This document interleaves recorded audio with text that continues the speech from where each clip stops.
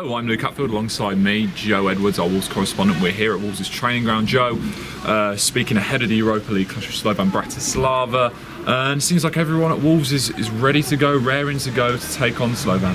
Yeah, pretty much. We spoke to Nuno today, of course, and Adama Traore as well. It was due to speak to Adama Traore first. Yeah. Then there had to be a bit of a shift around. Adama was running a little bit late because of a tactical chat with Willy Bolly, nonetheless.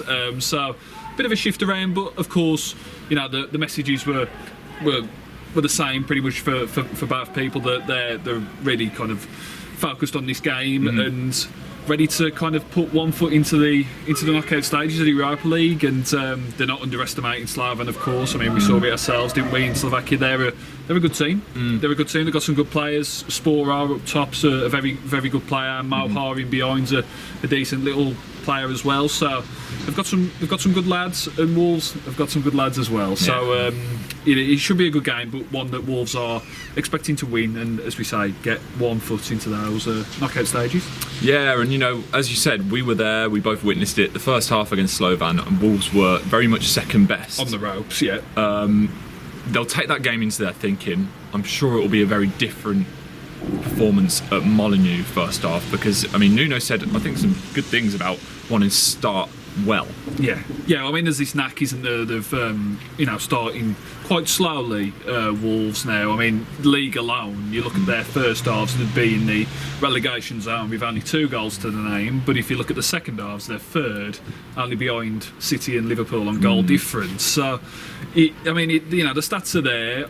I mean, what I will say is that the first half against Arsenal at the weekend was much better. I know they did fall behind and they had to come back from behind again, but it was much better, and there's a step more in the right direction. I mean, we talk about different atmospheres, I mean, this is going to be a different atmosphere to what it was in the away game. Yes, I don't think there'll ever be an atmosphere really like that will come across again. I mean, obviously, 20,000 kids screaming their heads off for the whole 90 minutes. It's not going to be that, but it's nice to be back at Molineux. There's been 4 away games on the bounce, and back at Molineux, and hopefully they can make mark of it with a win. Yeah, and a win would put them in a great position in their group. It would pretty much see them through. Yeah.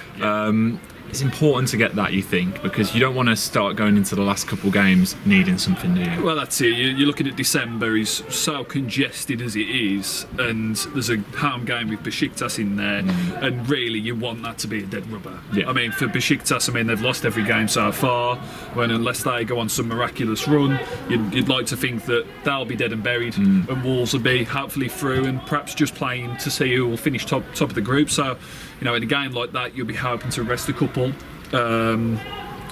as I say, a massively busy festive period. So get it done sooner rather than later. I mean, Nuno was asked about that himself. Of course, he said that it's one game at a time, which of course that's how he's going to answer it. But they'll all be thinking here that the sooner the better.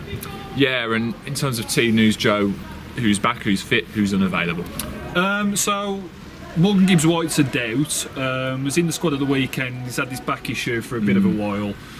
He hasn't trained today. Ryan Bennett has, though. He missed the Arsenal game with his ongoing groin problem, but he's been well enough to train, and he's in contention. Matt Doherty is fine as well, despite going off with a knock to his knee at Arsenal as well. So that's pretty much as it is. I mean, in terms of the team, you're looking at it. I don't think it'll be exactly full strength, full pelt, especially if we're playing Villa on Sunday and wanting to sign off with a win in the league before the international break. I think there's a very good chance you'll see Max Kilman. There's a good chance we'll see Ruben Vinagre perhaps. Maybe switch Johnny over to the right-hand side. Your Netos, your Catranes, if they're not starting, they're coming off the bench, you suspect. So it'll be a strong Wolves team, not fully strong, the first choice 11 you'd say, but they'll have enough to beat Bratislava, I think. Yeah, and we spoke to Traore today as well. He had such an impact against Bratislava. You've got to have him in there somewhere, right? Against them at home. Yeah, you'd think so. You'd think. I mean, the 3-4-3 worked very well against Arsenal at the weekend, and it'd be a surprise to not see them go that way again. You know, they're the home side.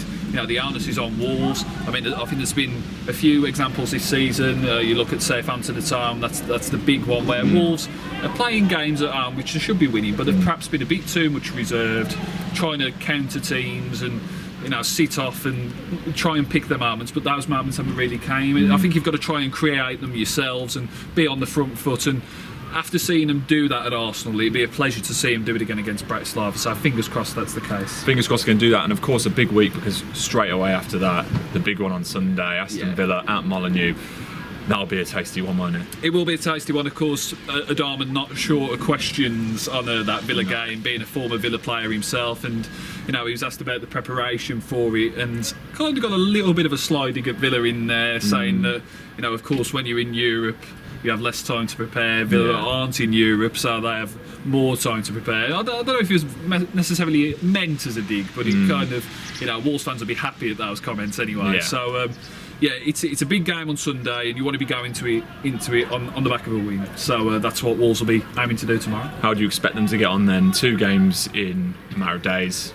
Yeah, I think Bratislava. I think they will win this one, but I think it will be similarly tight. There's every chance it could be a draw as well, but I'm just thinking Wolves 2-1. I think Bratislava genuinely do have a goal in them. Really impressed by Sporar in that first leg. I mean, if he's going about for a decent fee, you know, single figures in terms of millions, you know, 8 to 9 million, I wouldn't be surprised if somebody snaps him up, because I think he was 29 league goals last season. He's scored a fair few in the Europa League already, so he looks a proper number 9. So I think they've got a goal in him, but I think Wolves have got more, so I'll say 2-1. 2-1, we will take that. Right, big week for Wolves. For all the latest on them, make sure you stay with expressthestar.com.